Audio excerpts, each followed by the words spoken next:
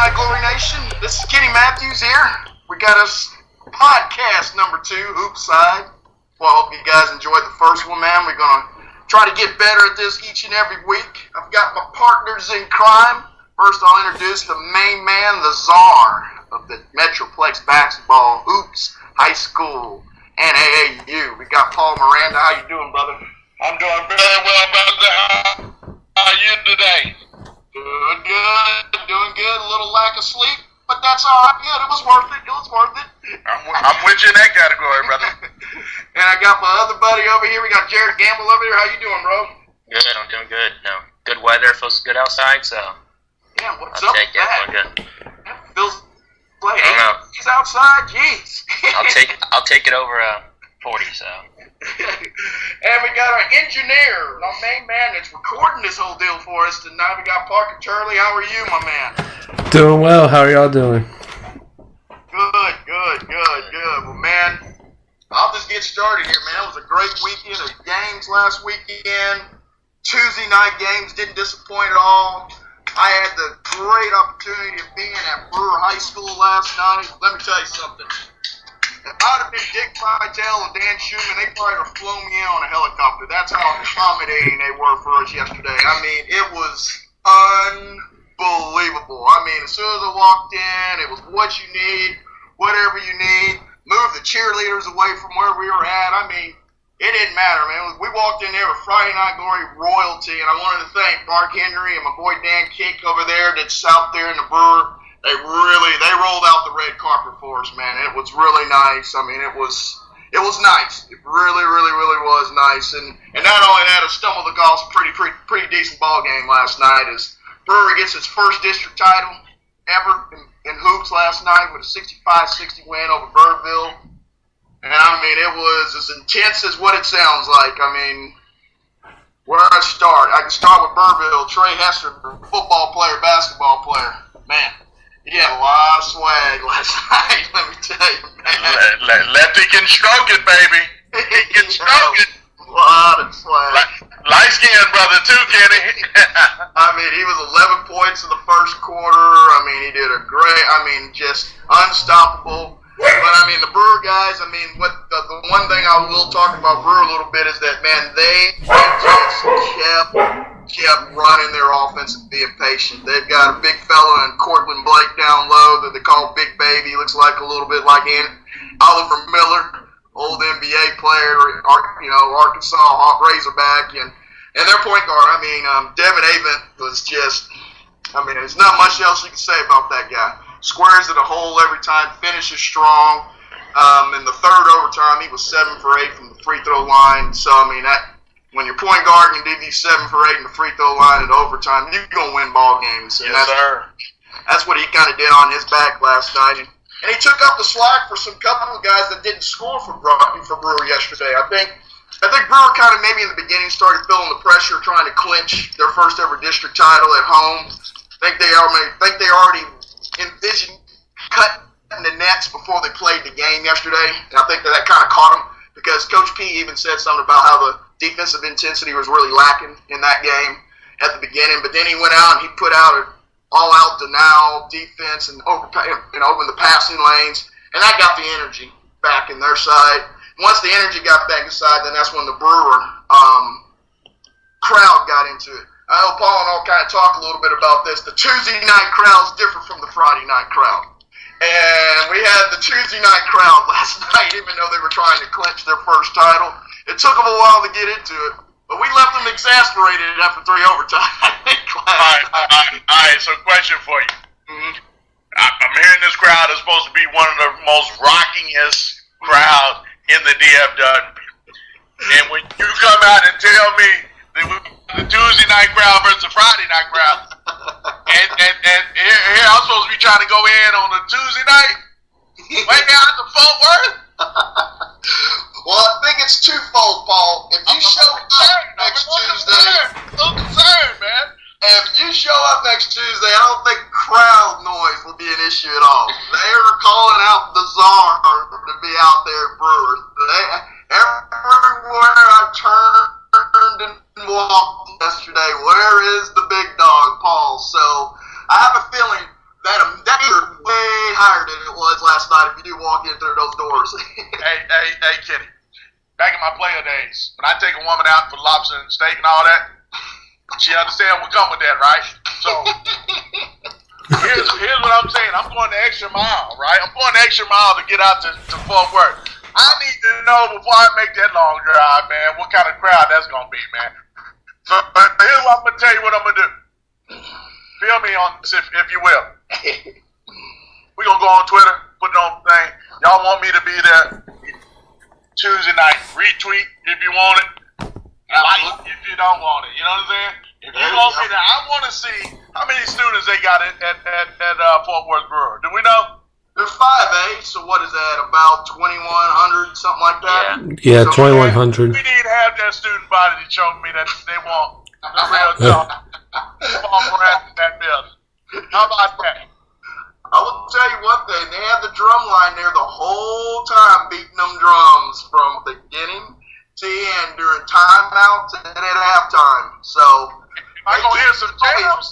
You know, I'm going to hear some jams. I'm going to hear some opera music. You know. No, you're going to hear some jams too. They take care of you there. Yeah, they take care of you there. No, they take care of you there. But the timeouts, the drum line likes to get their little beat on. They get their little drum swag on, which I don't have a problem with. Makes the head bob a little bit. We gotta drink a little water every now and then on the broadcast anyway. So, but yeah, they got good music there.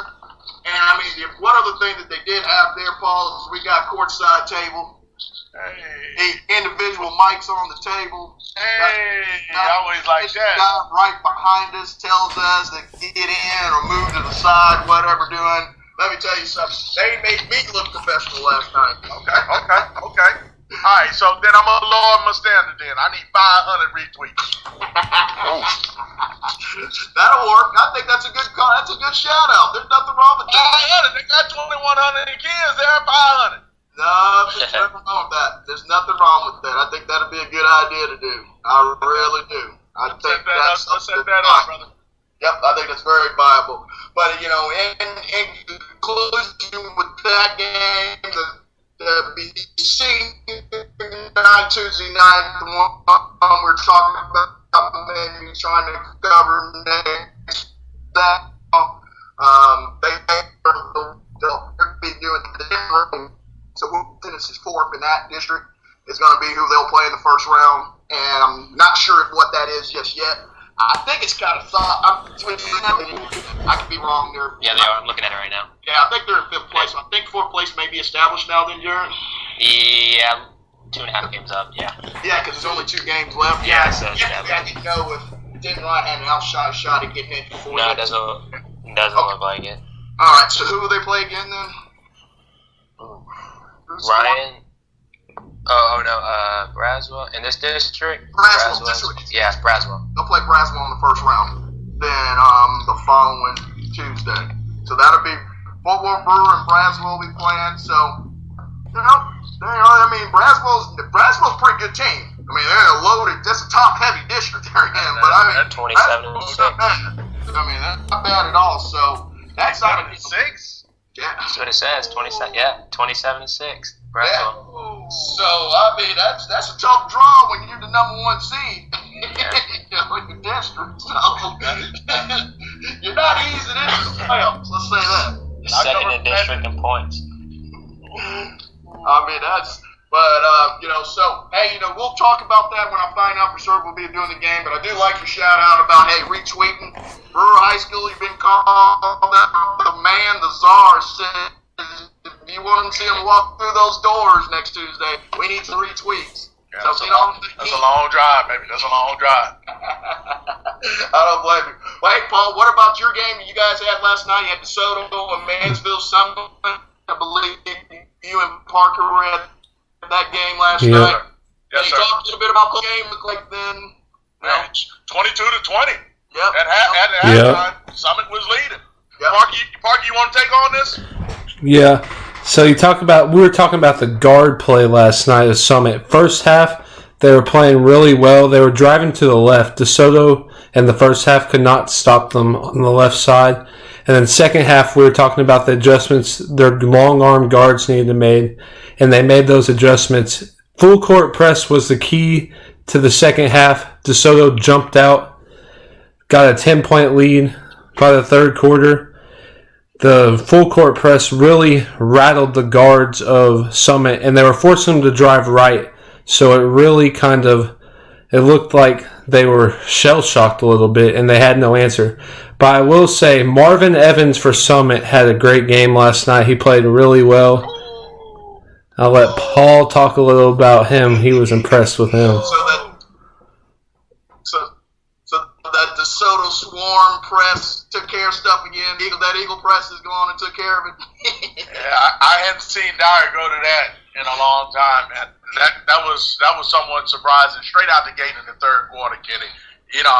They were so just standing around, in the first half, and then that second half, he turned it up. I mean, from the coaches, they were fired up on the bench, really getting after him, and it was turnover after turnover after turnover at one spot. They had like almost 5 in a row, just back to back in their own backcourt, Kenny. So the guards struggled, and I couldn't understand that from the Summit guards because they were so strong in the first half, just going by the Soto guards and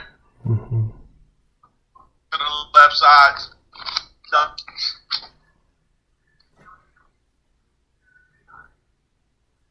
And then that cookie crumbles. I'm taking that from Julian Edelman. I know we've heard that many times before. I think he got that from Bruce Almighty. Wasn't that Bruce Almighty? Was that where he got that from when he was a news anchor? I guess that's the way the cookie crumbles. So that's the way the cookie crumbled in this game, man. It was just fall apart in the second half for the Summit, actually the third quarter. And that, as I was telling Parker, if they don't answer the bell in the third quarter, this game is going to be over with very quickly. And sure enough, Dyer, the Wizard of DeSoto, he draws it up in that halftime, and he lights some tails up in that locker room. I've been in that locker room before. I know what that huddle looks like. When you're losing in that first half, when you shouldn't be losing to a team like that, and I know it wasn't pretty. He looked like when he came out, I said, "Oh Lord, he's about Parker's color." His shirt right now, he's about Parker. He's agitating the red right there. I said, "Oh, it's about to go down." And I had to turn sideways a little bit because I didn't want to look on there no more. That butt whooping is coming, and you don't want to tell it. You know what I'm saying? That's how it was on that. So, man, big shout outs to Claymon Wilson, who was strong in the first half. Jared Hicklin, man, what can we say about Jared Hicklin? This toothpick. I mean, he's like just a string right now. In body weight, right? I mean, I know he's not 100 pounds weight. You know what I'm saying? This dude is shooting lights out for DeSoto, man. Kenny, it's so smooth. That's all Parker kept saying. Oh, God, his jump shot is so smooth. Yeah. I said, Parker, we call that wet. We said it's wet out here on this side. It's wet. So you got to pick it up a little bit on the AAU side. Everything's wet, and that's that strap that he got. So Duncan Powell didn't start again in the doghouse. I got to say this, Kenny. Because some people, when they're in that doghouse last year, was Ron Hunt. He wasn't understanding it. I'm going to SMU, blah, blah, blah. I'm not supposed to be. Hey, man, all the great ones at DeSoto have been put in that doghouse, including Marquise Bowden, Matt, Antoine Space. I mean, I could go all up and down there.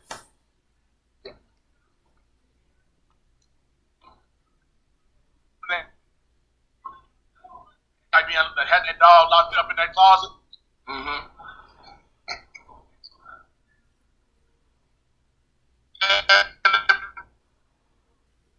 So that's how I did a little more boards. I think it was like 8 points, 6 or 8 points. He was solid though. I mean, can't complain with what I saw from him. But the point guard play of Chris Pryor was a lot better in that second half than it was the first half. I'm real critical of the point guard position at DeSoto, for obvious reasons why. And I just feel bad. I think sometimes my criticism might be a little bit too hard.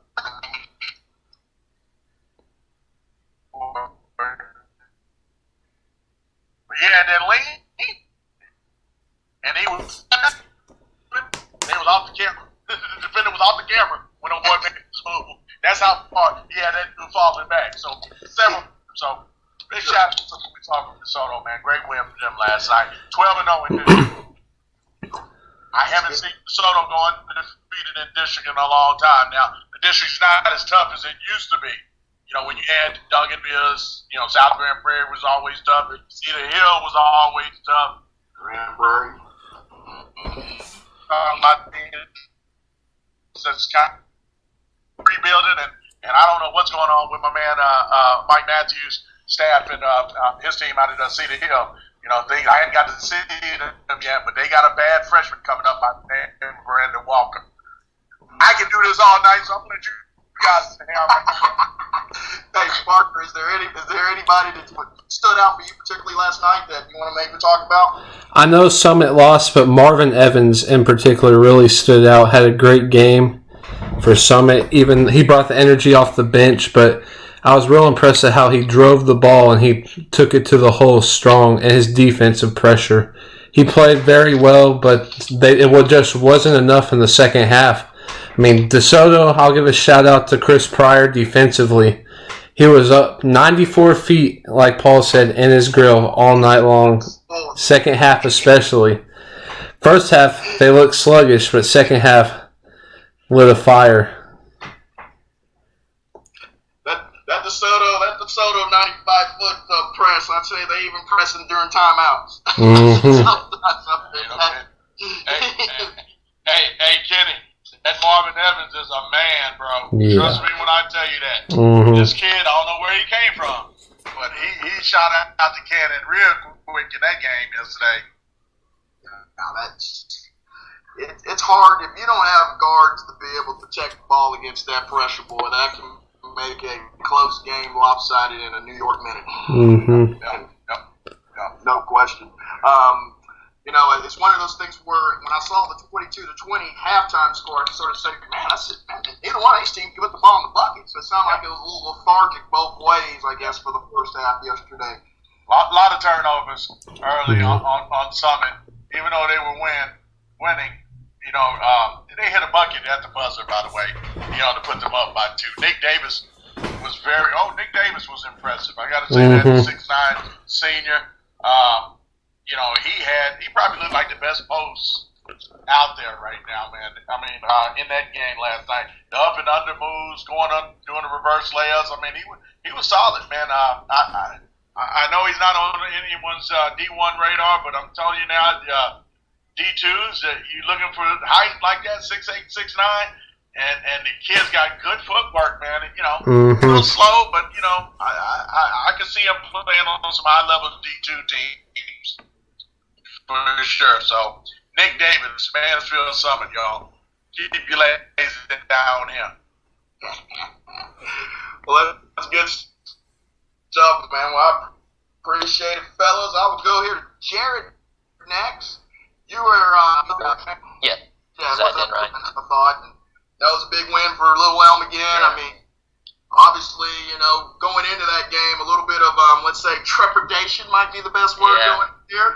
Considering what we talked a little bit last week about the transfer portal, kind of hit them the day before. Yeah. So, can you just talk about maybe some of their energy level and what's the buzz in the stands about that?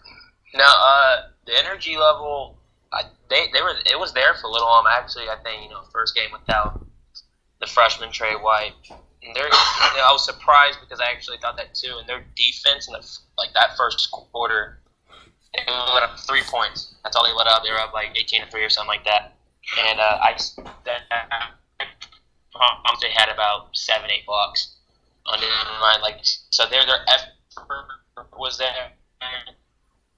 Their collapse was Ryan couldn't buy a bucket. It was at the hole. They were there, and just every shot, just like every time I blinked, it was a block shot. And then the offensive end, it was a little sloppy. A lot of missed shots, but RJ was getting to the hole when he wanted. They were still. It was like they're getting easy buckets, and Ryan, didn't have much to stop, RJ. But the energy level, I think, especially on the defensive end, really the whole game, especially that first quarter, it was big time. Well, it obviously took the crowd out of the game early. Oh, no. You're down at 3 after 1. They're putting their money back. That crowd was, just put it this way, was not pleased with Little Elm. A lot of smack talking towards teenagers. I don't know how I feel about the adults. Now, let me ask you this a little bit. We've all seen RJ play, so this not anything against RJ here. I know sometimes when you watch them play, it's a lot of watch him do one-on-one moves, and everybody else kind of reacts later. Did you see a lot of that the other day, or is it kind of stuff he got a lot of his shots in the offense? He to start off, I think Brandon Crossley, the point guard. I think a lot of our kids. Shout out to Brandon. We like Brandon. Yeah. He's a good kid, man. I like him a lot. Paul's watched more basketball than me on like the high school level, but that cat might be the fastest high school basketball player I've seen. That dude, wow, he is a lightning. He is fast. Wait till he sees Wade Taylor. Wade Taylor run, but no. A lot of the buckets were, he was getting to the hole, like on ISO if he wanted, but he was also, through fast breaks, transition, stuff like that. So it wasn't just strictly isolation and stuff like that. And he was actually setting up offense, making a lot of good passes as well. So I noticed that he had, I think, like 7 assists, I believe that was. Yeah. Friday night, or maybe I'm getting in last night's game in there too. So I knew he was dishing off the rock, and I wanted to come across and he's shooting every time. A lot of times they get stagnant because the hole at will, and he can shoot over people at will. So a lot of people stand sometimes because of it. They become fans like us. Granted, it was a 30-point game, so down to the wire wasn't much shooting from him, anyways. Right. So that could be a little difference in that. But yeah, from what I saw, it wasn't too much isolation. It was a lot of trend, because they were killing them on the run. Like every time missed shot, block shot, they're gone. Brandon pushing the ball, got the wings. Harris, RJ, and then it's done after that. You're not stopping them. Now, I know you guys talked to a couple players that did at the game, obviously due to some audio difficulties. Yeah. Able to post those interviews, but then talking to the guys afterwards, can you get a feel of how they were at? I don't know if they said anything off camera about how they're dealing with moving on from this or anything of that, but anything that's worth saying, if you can share with us, that'd be great. Yeah, no, they seem in good spirits, laughing, and they didn't seem like the Trey White transferring really affected them. Like I said, coming out that first quarter, it didn't seem like it. Sure. So I know in the interviews, they're focused on just day by day, keep getting better. Because I asked one of them, I think that's Brandon, what can they improve on? And he just said he keeps saying improve on defense, keep improving on defense, and then once you do that, offense will come. So it seems like they have the right mindset going forward. So yeah, I wouldn't think anything is really, doesn't look like anything's affecting them right now.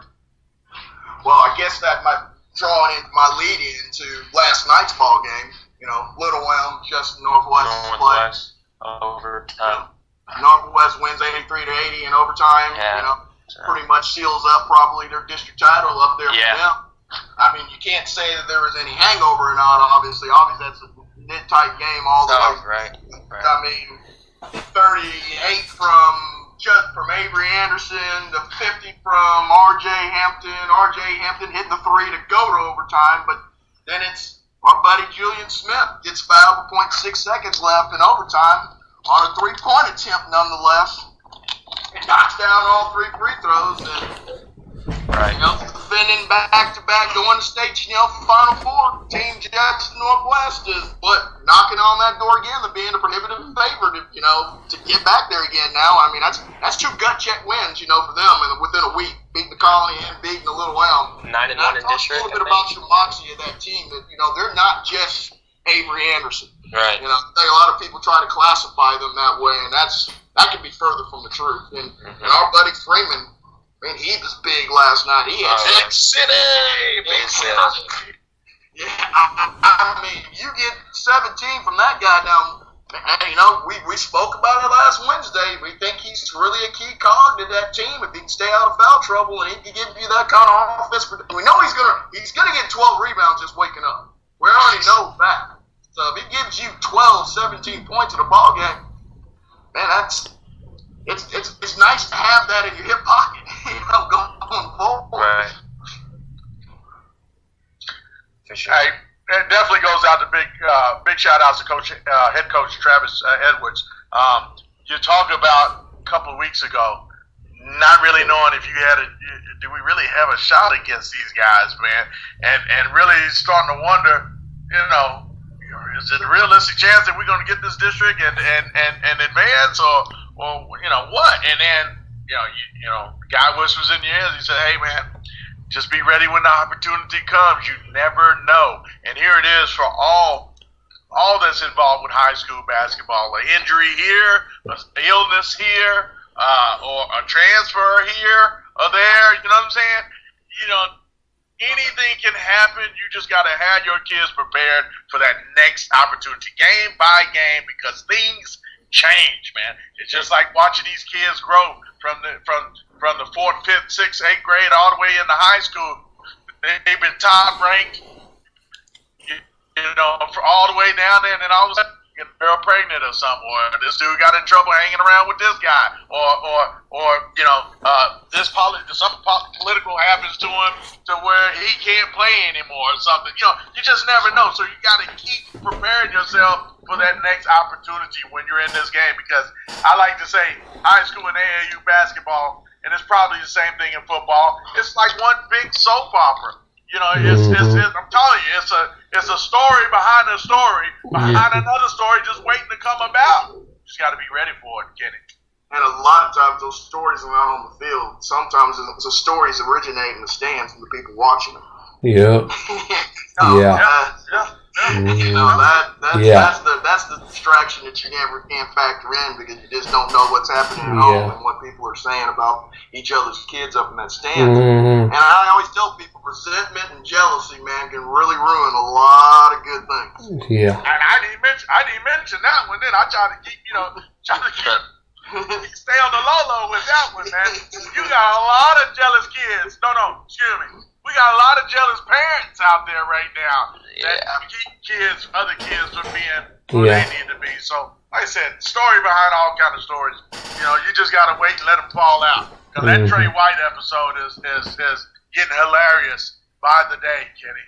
And I'm not really gonna put that out there a little bit anymore. But Paul, I got some funny stuff to tell you about that. You broke it on the Heat last Thursday night. I pull up my Twitter about 7:45 last week, and after our discussion last Wednesday about the transfers and all that, he said, "Well, I got another bomb out there." And when he dropped that, after we had said all those good things just the night before, saying our had another option on the offensive end, Wisconsin. I'm just sitting here going, I said, "What is Paul doing?" I said, that can't be true. I said, the playoffs are in 2 weeks. And I'm thinking, Wisconsin can't wait for a month and a half. Parents don't care, man. It's all about them. It's not about the kid or the team. It's all about them, because they got to be the one to say, "Hey, here's my baby. Look what my baby doing right here. This is my kid right here doing this. Look at this video." There's too much of that right now. You know what I'm saying? These parents have too involved. They're overly involved and not focused and directing their own kids the right way. And then they get mad and want to point when things don't pan out the way they want to pan out, and get blamed on the coach or the AAU guy that he ain't getting what he wanted, what he should have gotten to them. You know what I'm saying? So, it gets crazier and crazier the more and more time goes on in this game. And trust me, these great whiskers ain't from my own kids. It's from watching all this stuff. It's hilarious right now watching all this stuff. So, I don't have much whiskers. Now, Mark, did you have a game last Friday? I couldn't remember. No, I did not. I apologize. Okay, you did not. Okay, I checked. I looked back. I just wanted to make sure I was going to. I didn't remember if you did or you didn't, but I guess it kind of could lead me a little. I wanted to, talk a little bit about Denton Geyer again, and I know Jared's got a lot of insight on that. I mean, Denton Geyer hit the 100 mark again last night. I mean, that's 2 out of the last 3 games they've hit 100. And And last night was the first time I look at that balance sheet that they had on the points here, and I go, Harmon 23, Wilson 20, Coles 15, McGahee 15, Meeks 10. I go, is that what we're all looking for? I mean, it seems like we're getting shots in an offense. It seems like we're running through. Now, I know the competition wasn't right yesterday, so I know that's fire. Boards don't hit back, Kenny. Boards don't hit back. Don't forget. The Bruce Lee quote. I like it. Boards don't hit back. So, I'm from Missouri. They're going to have to show me, you know what I'm saying, for me to jump on that bandwagon. Don't get wrong. I love me some Devion Harmon, and I love me some Grandma. You know, I'm worried about the rest of that squad. So, you know, we're going to see. And hopefully they won't prove me wrong. I'm hoping that. And I'm praying that right now. Prove to me. It's one of those deals where, you know, that's still the litmus test in the area. It's still going to be Geyer. I mean, you know, right. Duncanville is ranked number 1. I do get that. I understand Duncanville, but I said Geyer has been the litmus test for the last 2.5 years. So, I mean, you know, do they have enough in their arsenal now? You know, them playing well now, going down the stretch here to make a run. And I they do. Oh, absolutely. I mean, you're starting. I mean, you got pretty much, you know, a big 4, and you got a good coach, and you have a lot of power on that team. If they just play the right way, don't get selfish, don't let your ego get to you. Just play the right way, play through the offense like you said, balance it out. It's gonna be hard to stop them because I mean, you look one way, there's Davion. You look another way. Oh, there's Jalen. You look in the corner, you got a shooter and Ty, 6'5" shooter. You look down low, you got Jacoby. So there's just a lot of power on that squad. And they definitely, absolutely have what it takes. And there's really no excuse to why they shouldn't go deep with this squad they have. Should have been there last year. Fair enough. What about you, Mark? I do believe they have enough. I think it's just a matter of consistency. Like, players coming prepared to play their game and play through each other. I really think consistency and getting playoffs is all about getting hot at the right time and making a run. So you talked about Denton Geyer kind of being that top dog the last 2 years. I believe they can make a deep run, but they're going to have to show me and win some big games to be able to show me that they are the real deal.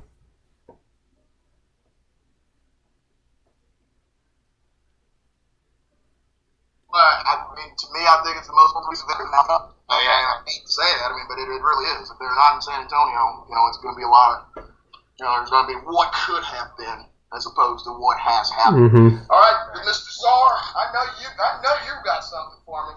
Well, you got to tell me. Starting off on a sour, not on a sour note, but on a sad note, I for one would be sad if they don't get the Coles is my guy, Ty McGuy, that's my dude as well, and you would really hurt me not to be there, but it goes to what I've been saying a long time ago, man. You got other teams that are peaking at the right time. Duncanville is a team that look like they don't care about your feelings. They don't care if somebody died in your family. They don't care if Trump is supporting you. They just want to win games, and they're doing what they have to do. Take a charge here. They got a couple of guys that do that. Get a rebound here. Let me get this alley-oop to Mr. Peavy. The son on the team. I mean, they got too many weapons, and most of all, they're tough, Kenny. They're tough, and that's what I'm worried about with Denton Geyer right now. Is I don't lie when that last minute is coming and they're down by 1 or 2 points. Are they going to say, "Oh Lord, here we go again"? And you know what I'm saying? It's that little scuttlebutt going to tighten up a little bit. You know what I'm saying? That's what I'm worried about right there. And that moment, who's going to respond? I don't have my mentions about other guys. So that's why I'm a little nervous. And I'm going to tell you again, I, for one, am going to be truly sad they don't make it to San Antonio because all that talent that they have, you know, to not get there would be disappointing. I piggyback off that. South Grand Prairie, I think, big time game. You know, great game. Yep. And that was one of the games where they went down. I think it was about. They were down 5. 30-something 30 seconds. Yeah, I was about to say 50 seconds. 3 in the corner. And then the steal from Davion. Right. And before that, a couple plays before that, Jalen hit big 3. And then they're down. So you're down with 30 seconds left. How do you respond? They stepped up. You get a 3 from Carter, Jalen, then Grayson, and then Jalen forces the steal. Yep. And then they go ahead and get the winning bucket. So I think that how they responded there. That they can feed off. That is the one game I think they can go back and reach back in because in essence, South Grand Prairie to me at that point in time had that game won. Oh yeah, it was. Geyer took that game. And I like how they responded. But they lost the next game. So how can we use that? They won the next game in the regional finals. Was that again? They won the next game in the regional finals. And then they lost to Allen. Okay, I thought that was the next game. Okay. Yeah. I mean, they played Lubbock, Coronado. Yeah, some Lubbock school. In the first round in there. And I mean, don't get me wrong, those brothers that Lubbock, Coronado, the two brothers, they can play. Coronado did not have enough talent to beat. But it just was in the 4 corners from Coach McCullough and Allen. Call it church. At that point in time. Hey, don't get down. You don't have to worry about chasing guards like that down the ball. And that's something you better be thinking about because I guarantee you one of these teams this year are going to have them down. They're going to bring that right there in front of them, especially Duncanville. Don't let Duncanville have the lead. They're going to take that air out of that ball for real and then say, hey, we're getting buckets here. They keep their foot on the gas. Yep. So, and I want to remind y'all of something. DeSoto doesn't have them 3 kids suspended. They lose. To DeSoto because all DeSoto needed another ball handler in that game, man. And they were finito in that game. Trust me when I tell you that, Jared. Yeah, no, I remember. I was watching that on Friday night before y'all streaming the game. I remember watching that game. It was a good game. I remember that. That one game, R.J. Mason. The shots that they couldn't hit from the outside, he would have been hitting them shots, man. So, but if was a fifth, I'd be drunk or hopefully that another year of experience helps them. No doubt. Hopefully. So, yeah.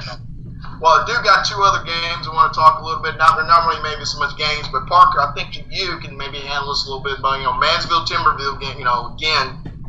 Guards lighted up last night again. It looks like Coach Gregory's got them getting into that, what I call it, mid-February form for those guys, which all they know is just winning. Mm-hmm. It seems like. Can you talk about those 2 guys, and then we'll talk a little bit about the Pierce and the Duncanville game that Paul and I did the other night, and then we'll do some shout-outs. These guys from Timberview are the real deal. I think they have experience under the belt, and they also learned from guys like Isaac Likely, who's playing at Oklahoma State right now. And I think that really helps fuel them. But you talk about them winning. I think them just winning year after year feeds into them, and they've looked really good this year. And you talk about those guards last night, what they did. I think if they can do that night in and night out through the playoffs, they're going to be a very dangerous team in 5A. They might be just a notch lower than Harris and Maxey out there in the Garland land. Mm-hmm. But, you get 40 points from your backcourt. It's going to be tough to beat. Very tough to beat. South Garland is 6'8", not 5'8". Yeah. Well, I'm not just saying talk about just dual backcourts. Yeah, I'm just talking about backcourt. So, you get 40 points. I mean, South Garland's used to 40 points out of their backcourt every week. But you get 40 from them.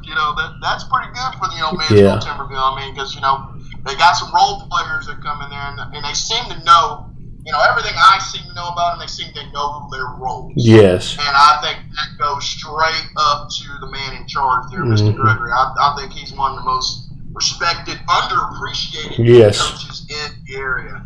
I think he gets his guys in position to win regardless of the talent that seems to leave every year out the door. He just plugs somebody else in. There's a new superstar, and there's 5 or 6 other guys who know exactly what they're supposed to do on the court. But that's just my personal opinion. I think he's an undervalued coach here in the Metroplex, and he's so unassuming that maybe that's the reason why. Well, he deflects to his players. Well, and he's got a great little point with it, man. And Kid Dynamite, C.J. Smith. C.J. ain't nothing but a pack of dynamite in that uniform right there for Timberview. If he's getting to the basket, Kenny, that's a problem, man. I've never seen a little guy like that. I mean, he's not compact. He don't have a whole lot of muscle on him. He's thin, and he is taking a licking, getting to the rim. I mean, he's making things happen for Timberview. He keeps that up. The games I saw them struggling, he wasn't getting to the paint, wasn't getting through the knife in his way through there. That's when they're gonna struggle, man, because Trezarian White and all of Puerto Rico, part 2, Rodrigo Cortez, let him get them jumpers from the outside. Oh my God, Timberview is gonna be lit in the playoffs, man. And like I said, Trezarian White, y'all, is definitely one of the most underrated 6'6" athletic wings in the DFW Metroplex. He had, I won't say he had to, but he just committed, y'all, or signed today, matter of fact, to the Air Force, right? Yeah. To Air Force. I think this kid should be playing somewhere way bigger than that right now. But, what do you do? I will tell you one thing. If he goes the Air Force route, he'll be set for life when he gets out of it. Okay. And, that's the one thing about going to those academies. You go through the academy school your first year and go through that. You graduate an officer and go in and do your duty. That's one place where the government takes care of you in this country. If you get out of one of those academies. I'm not trying to go there, so I'm gonna take your word. I'm gonna take your word for it, Kenny. Let's just say this: it's gonna be a completely different regiment than what he's used to. I'll tell you.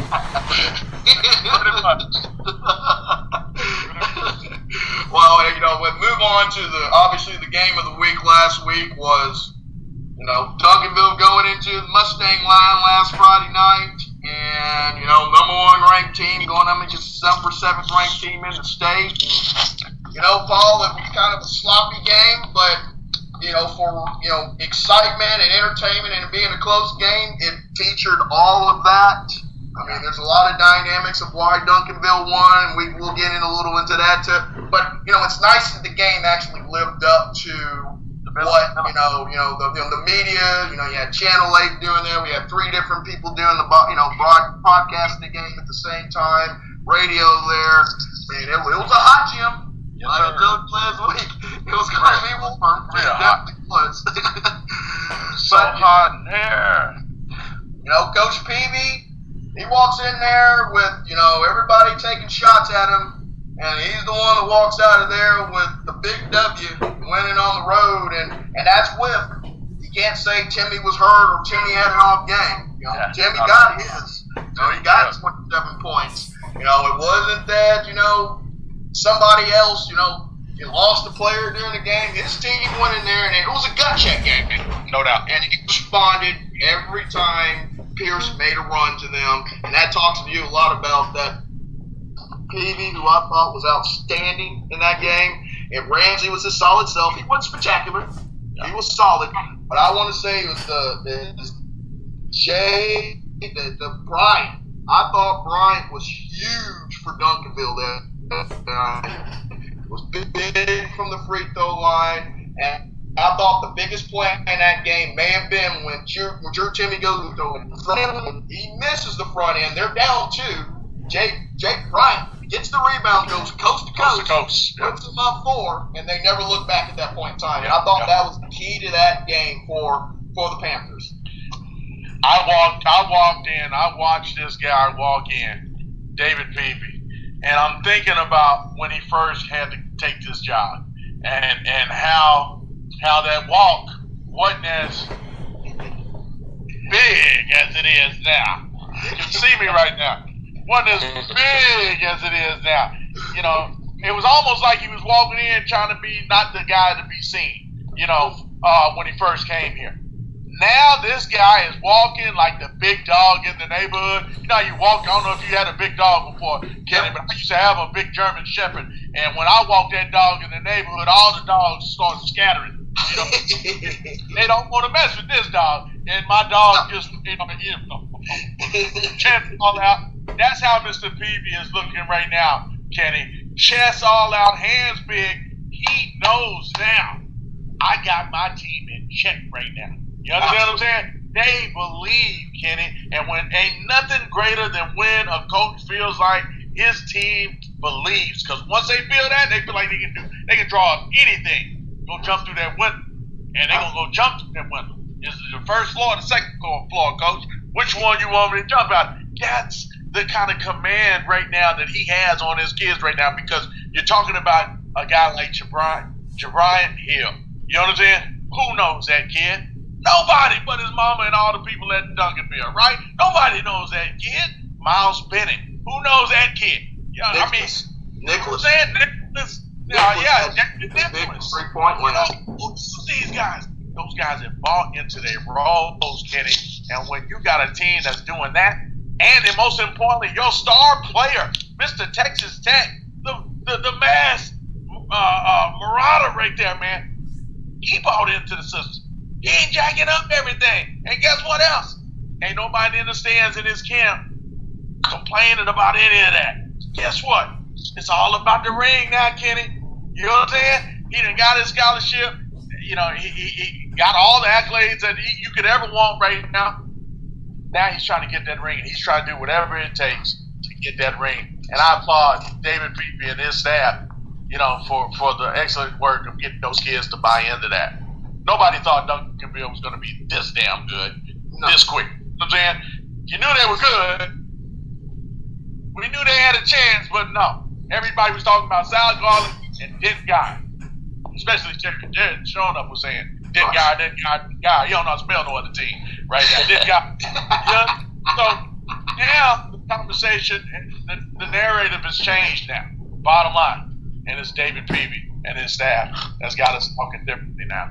My thing would be is maybe Ramsey's reduced role has made them better because it's allowed Peavy to emerge. Time out.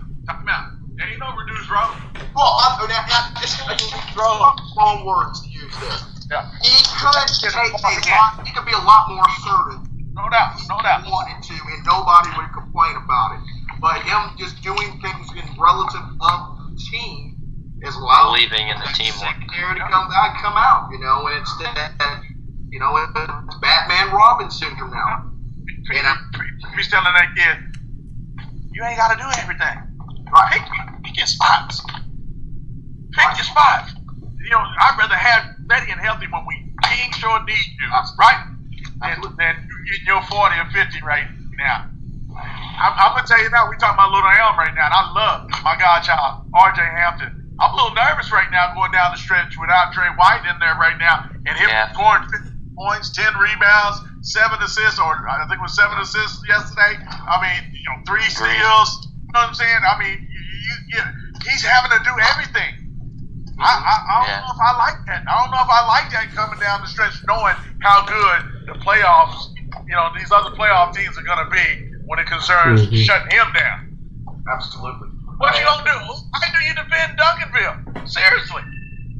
Well, I think that what we were talking about a little during the broadcast a little bit is that when they spread it out like they were doing, but they were spreading it out to get layups, which is what I thought you astutely said on the broadcast. It's not skyline. We're going to try to take time off the clock. They do. They were when you spread and try to mean, quick, long. I think you have to have length too. I think you have to have some length to be able to do that. And you know, right now, you know, I haven't seen all of State Texas just yet to know, but I know if there's a better team, if there's a favorite to win, please show me who that is in 6A. I do think Dunkville is the favorite. 6A is going to be won by the DFW team that comes out of this. I'll tell you that right now. You heard it first right here. Houston don't have nothing to go with this. Now, the only concern I have statewide on the go is probably Westlake. You know what I'm saying? You know, don't get me wrong, they've lost some games too, but they got some pieces that could really ignite some stuff up. And they got experience too. Yes, they've been there. I mean, so it's not. I mean, I'm not trying to diminish them. I just don't know if they're better than Duncanville at this point in time. But I do agree. I think that Westlake is a team that nobody's really talked a whole lot about it in the chat rooms and all that. So they're in a good spot. Well, they're another team that people are saying are soft. You know what I'm saying? And you know, they're in the Dengar category right now. You know, we got to see something out of them. All the teams that they've had, all the players that they've had. Brock Cunningham at University of Texas. Oh man, what's my dude's name? The shooter, number 3 that they had that said Xavier. I can't think. I know you're talking about. We saw him at the San Antonio. Yeah, you know. Yeah. Oh man. It'll talk to me in a minute. But well, hey, why don't we do this? I noticed. Hey, we do know that Duncanville. I think Paul makes a very good point there. I think that whoever wins the 6A out of the bunch here is the prohibited favorite going to San Antonio. Just because you're prohibited favorite doesn't mean you're going to win it. Because you still got to finish over there.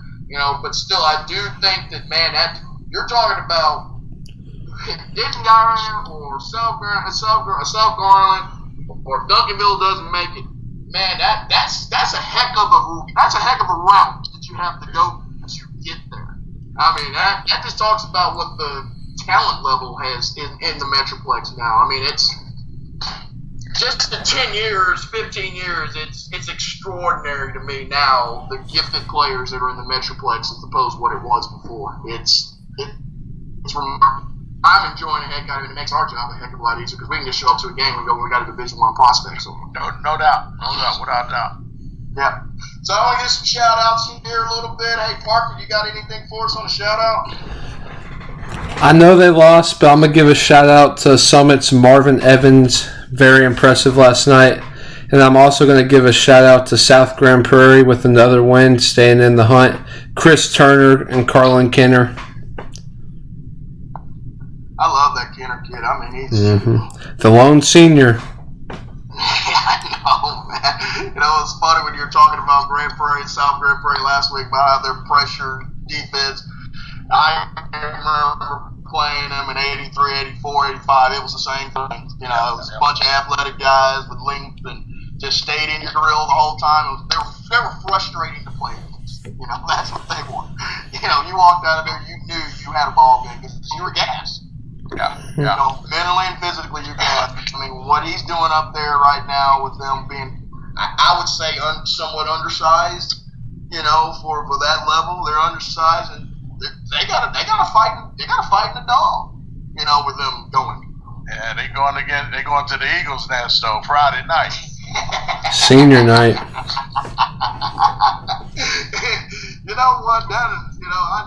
The one thing I can say about South Grand Prairie is that when they go in and play DeSoto, you look at that, you can't say that one team's going to be more overly athletic than the other. You're going to have 10 guys on the floor that are, you know, they can go 94 or they can go half court. Either way, they're going to be getting after each other. Great rivalry. Rivalry there. Yep. Hey, Jared, you got any shout-outs for us? Yeah, I got a few.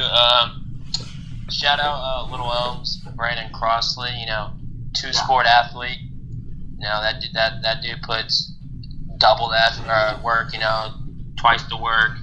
And you just to put the work in football, be a Colorado State commit, put the work in basketball, be a starting point guard on a really good basketball team.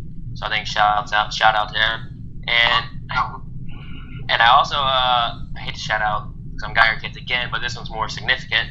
A couple of Davion Harmon, Jalen Wilson, you know, they broke, and Jacoby Coles. I think Davion reached the 2,000 points milestone yesterday. Jacoby reached the 1,000-point milestone. And I believe Jalen either hit 2,000 or the 1,500. He might be 2,000 as well. But, them three, good little milestone. And last one. Yeah, it is. Last one, shout out to my, Little League basketball team I coach, my 12U team, come off a 27-point win this past Saturday, 4-1, second place. Trying to make a deep run. So shout out to them boys. Did any of them in the transfer portal? No. I know of. Hopefully not. What about you, Mr. Miranda? I know you got a list. If you want to go back and forth, you and I, on one at a time, we can do that. It doesn't matter. It's up to you. Frisco Liberty, man. They say we don't give them enough props right now, man. They win their 9th straight district title by beating Frisco Lone Star 79-66. Zion Richardson, 34 points. Miles Hubbs, 14 points, man. Good looking out for them guys. Zion Richardson committed to Lamar and then decommitted. Now we're trying to find them different. Come on, man. We gotta go where we want it, man. Let's tighten that up right there. So who else? The Colony beat Braswell 64-50. Louis. Oh yeah, little Luis Rodriguez, 18 points, baby. What's going on with the little point guard scoring like that? Who else? Prosper takes down Plano. I thought that was a kind of a mild upset a little bit there. Josh Davis with 21 points. He leads the way there. Avery Anderson, man, 38 points, man. Oh, my God. RJ, 50. What was going on in the atmosphere in that building that night? Hey, Kenny. Lake Highlands upsets J.J. Pierce, 56-47. I don't know who this kid is. Langston Flowers and Preston Lawrence, 15 points. What a piece. Who are them kids, man? I don't know them. Wait, who do you play for? I'm just curious right now. And finally, can you see that list right there? This is the transfer list right now. The NCAA has one now. I'm putting one out for the high school transfer list right now. I got Trey White, Caleb Lona, Jay Wilson, Quavian Andrews. All these dudes leave their prospective schools, right? And here's on the bomb. Kenny, have you ever seen Skyline play this year? Have you seen Skyline? I haven't seen him this year. No, I haven't seen him this year. The 6'9" sophomore at Xavier Rose, he left. Oh my God! What is going on in the DFW with all these transfers? Do they think they're in Houston now? They do this in Houston all the time. What is going on with these kids, man? Oh, excuse me. Kids don't make these decisions. What's going on with these parents? Church out. Could not have said that any better on the transfer deal. I'm getting, think about all the guys we've watched this year and all the great talent that's exited out of the Metroplex just with the transfer. I mean, that's. Yeah. Kate Cunningham's at Mount Verdi. Kate Cunningham's at Mount Verdi. Man, I almost slammed my head. Do you like my headset? You know how you want to slam the microphone, Jared? I couldn't. They slam the microphone. Drop it. They drop this. The headset mic got me, man. The little lights on. No. Parker, I got the lights on at Parker. You don't feel me, Parker.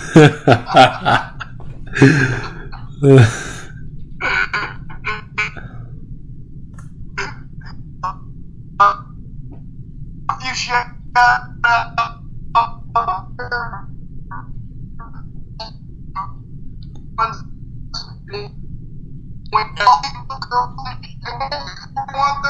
For San Angelo, what a gift! Congratulations, Coach Blood.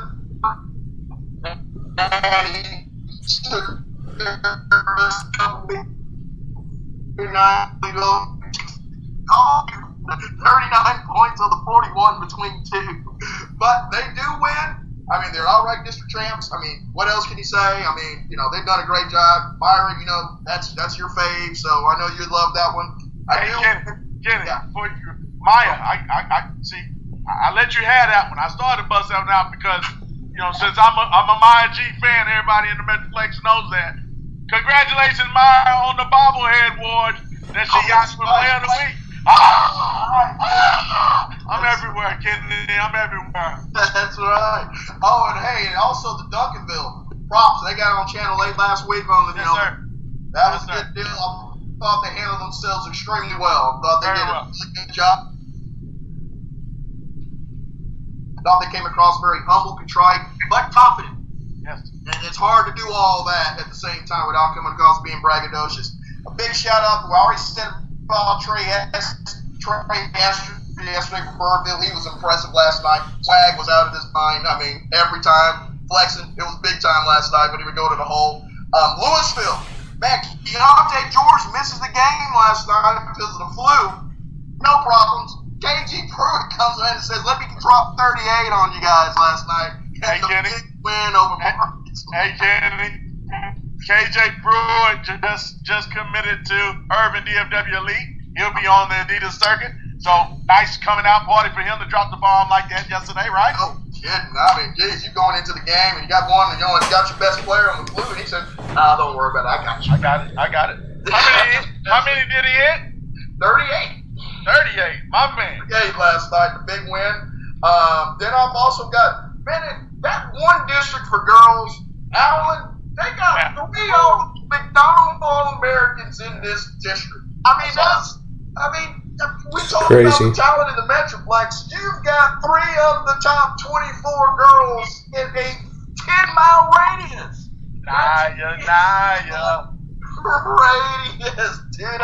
That to me is, Nia Green, 35 in the clinching 9658 district title over All-American Jade Owens of Plano West. And then not only that, Jordan Oliver, she booked for 24, I believe it was. 25, yep. 6'3" to 6'2" over defending champs who are in that district. Plano is the defending champ. Yep, they have the 3rd seed because they lost the coin flip to Prosper after the game last night. Damn. Okay, quick question to the panel. How do you play 34, 35 games and let your seed be decided by a coin flip? Don't you want to play on Friday or Saturday? Is it just me? Like wild card baseball. Hey, I don't never want to be judged by a coin. I don't even want to be judged by 12 or 6. You know what I'm saying? I want to go out and fight my own. Young kids, y'all are the different generation. Paul and I from another generation. Is the coin flip more accepted now in your generation, or is it just do business? I don't think it is. I don't like it. I think people really want to be competitive. I think the coin toss kind of makes them a little sick to their stomach that their playoff seeding is decided by a 50-50 chance. They want to play outright, and I think they should play it outright and just see whoever wins that game gets a higher seed. It's decided by Abraham Lincoln, man. 50 chance, man. I got 100 on me, man. I don't need no 50. I got no 50. I'm going to out there and do it my damn self, man. Y'all with me? Come on aboard. Let's go. Yeah. Well, and now with the way seeding is, your opponent is crucial going down.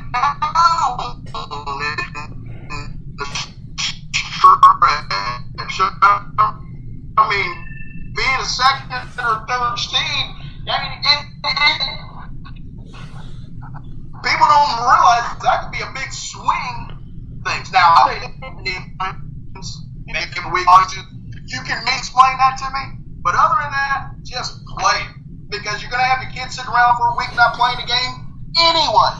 Play the play-in game. Start the playoff game 1A, whatever you want to call it. Wow. Shout outs to all the coaches that let their kahunas hang and say, you know what, I want to play. You know what I'm saying? I don't want to be decided on no coin flip. Come on, man. That's a coward's way, man. That's all about you as a coach. That ain't about your kids, man. And whoever came up with the coin flip idea, line them up against the wall and let's all just throw stones, pick up rocks, and stone them, man. Like they used to do in the old days. Now, we'll say this. Somebody's going to have to let me know if one coach decides they want to do a coin flip, does that mean it's a coin flip? I don't know how that goes down. I don't know if that goes down in pre-district meetings. I don't know if it's a district deal. I don't know. So I don't want to be throwing out unfair, harsh deals at people. If the district decided beforehand and it's out of your fate, this ain't on the coaches or the players. They have to roll with it. I don't know how it is. Tweet me, hit me on Twitter, let me know, and I'll be more than happy to put a retraction out, whatever it is. But let me know how that goes. I know district to district can be different. Hey, I do know that. Kenny, that's the north on the other side of 635 thing. Down here, we playing that game because, by the way, we getting some money at the gate. You know what I'm saying? We ain't turning no money down at the gate, baby. Y'all must don't have fans up there at them games on that side of 635. Playing games at Reunion Arena. Yeah, there you go.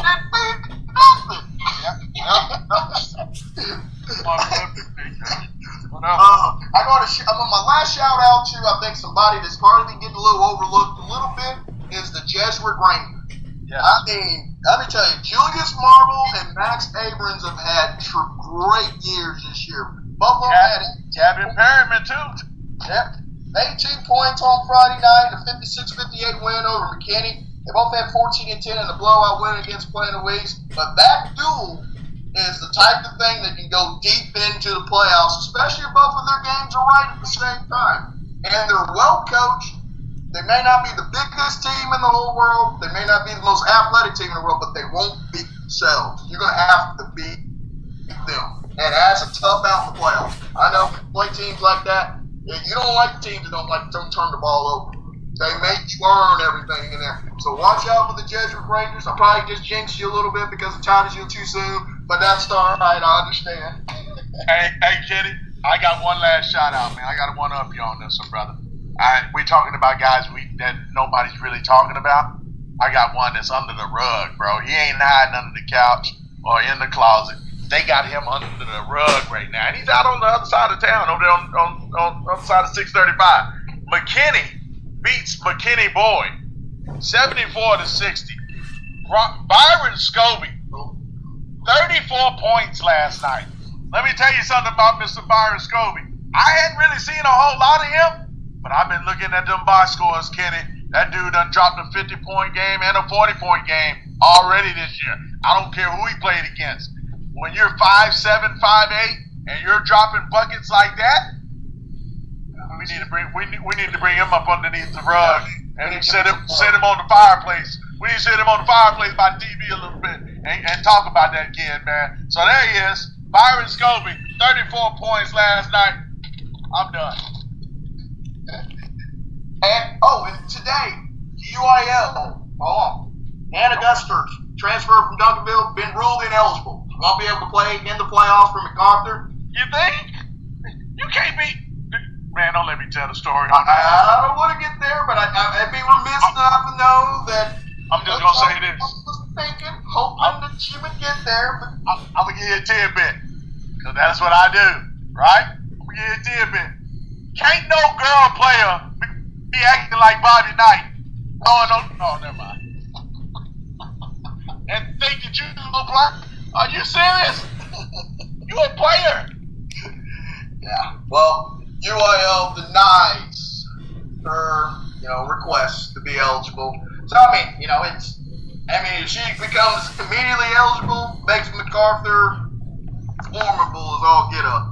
But they're gonna have to wait till next year to see those two play with each other next year because they're just juniors. But still, I caught that here coming on the way here on the podcast about UNL denying that. I know, hey, the executive committee and already taken care of that. It was a 7-0 vote against her in the first place, so it probably wasn't much of a shot for her to win that that appeal at UIL. So didn't go her way. It is what it is. The rules are put there for a reason. Yes, sir. Yes, sir. Yeah. We appreciate all my sidekicks being in here. Friday Night Glory. Pay attention to us. Check the schedule tomorrow. You'll see where we're at. Peace.